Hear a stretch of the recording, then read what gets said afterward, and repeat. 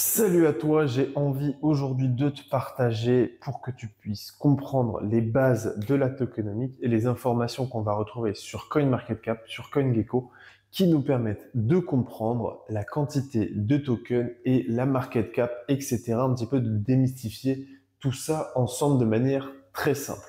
Pour ça, je vais créer un faux token avec des chiffres très simples pour qu'on puisse comprendre facilement. On va créer le token triple Z. Donc, le token triple Z, aujourd'hui, je suis le seul à en détenir et j'ai mis dedans 100 euros au total. Donc, ce nombre de tokens, on va parler en dollars, pardon. Donc, le triple Z vaut en market cap, donc 100, puisque la totalité de l'argent qu'il y a dans le token triple Z, eh bien, c'est 100 dollars. Et un token triple Z vaut la maudite somme de 1 dollar. Ça, c'est son prix, c'est son cours actuel. S'il avait une courbe, on verrait qu'il est passé à 100 dollars, à 1 dollar, pardon. Ça, c'est son prix. Entre autres, son prix actuel. Donc maintenant, avec ces datas-là, on peut logiquement deviner la quantité de tokens actuels en circulation du token. On sait qu'il a une market cap, donc une capitalisation boursière de 100 dollars, que un token vaut 100. Ça veut donc dire qu'on a 100 tokens en circulation, puisque 100 divisé par 1, eh bien ça fait 100. Donc ça c'est le nombre de tokens en circulation, la circulating supply. Je ne sais pas comment l'écrire, on va dire CS, circulating supply. Donc là, on a la base vraiment pour comprendre. Maintenant, on a d'autres informations en général sur CoinMarketCap et sur CoinGecko. On va avoir ce qu'on appelle la FDV, la Fully Diluted Valuation, donc l'évaluation après la dilution du nombre de tokens. Ne t'inquiète pas, on va y revenir. On a aussi donc le volume, donc ça c'est le nombre de quantités d'argent qui ont été échangées en général sur 24 heures. Donc là on pourrait dire qu'il y a eu 100 dollars qui ont été échangés au cours des dernières 24 heures. Et on a aussi l'offre maximale qui sera en circulation ensuite. Donc l'offre maximale du token pour notre triple Z, on va dire que c'est 200.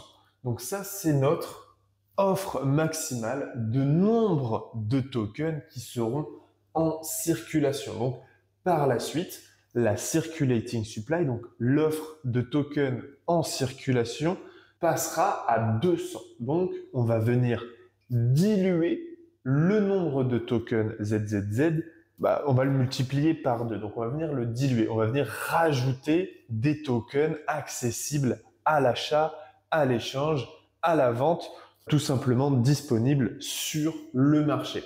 Donc ça, c'est mon offre maximale.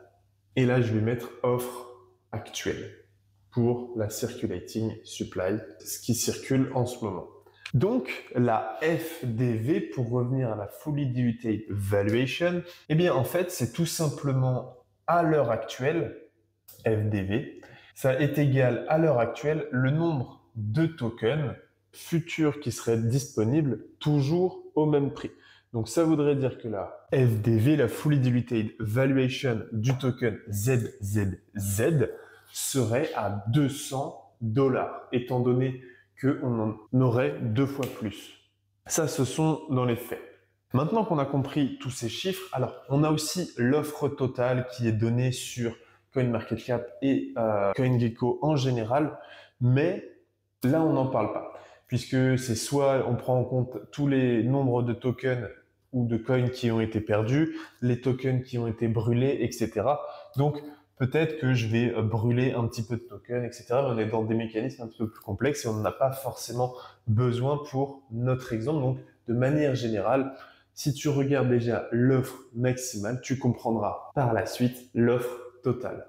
En anglais, on dit total supply ou on dit maximum supply. Donc, aujourd'hui, c'est l'état actuel de mon super token, le triple Z. Qu'est-ce qui se passe si du jour au lendemain, tous mes tokens sont finalement relâchés comme ça? Eh bien, on a fait quelque part une sorte d'impression où on est venu baisser le prix du token à ce moment-là par 2. Puisque je suis passé de 100 tokens disponibles à 200 en l'espace d'un instant, forcément mon token il vaut moins cher. Tant qu'il n'y a pas eu de transaction en soi, le prix reste le même puisque je n'ai pas échangé. Mais s'il y a une transaction et que le prix, entre guillemets, fondamentalement, reste le même, eh bien, le prix, lui, passe à 0,5. Et à ce moment-là, on reste sur une market cap de 100 $. Donc, comprendre les bases de la tokenomics, c'est comprendre aussi l'inflation d'un token, que ce soit par son nombre de tokens en circulation, qui va créer une diminution du prix ou une augmentation de sa market cap. Donc, c'est très important d'avoir ces bases. Ça permet de pouvoir réfléchir et de comprendre mieux ce qu'on est en train d'acheter. Et surtout, ça permet de voir venir les gros relâchements de tokens qui arrivent sur les gros investisseurs qui auraient beaucoup d'argent et qui vont à un moment donné récupérer leur argent. Et forcément, ça va faire chuter le prix. En général, le marché l'a déjà pricé, mais ça arrive très souvent que les gros investisseurs récupèrent leur argent. Voilà, si tu as des questions, surtout pose-les-moi en commentaire, mets-moi un pouce bleu, abonne-toi à la chaîne. Je vais faire un maximum de contenu pour aider toujours plus d'investisseurs à comprendre le marché et à investir de la bonne manière.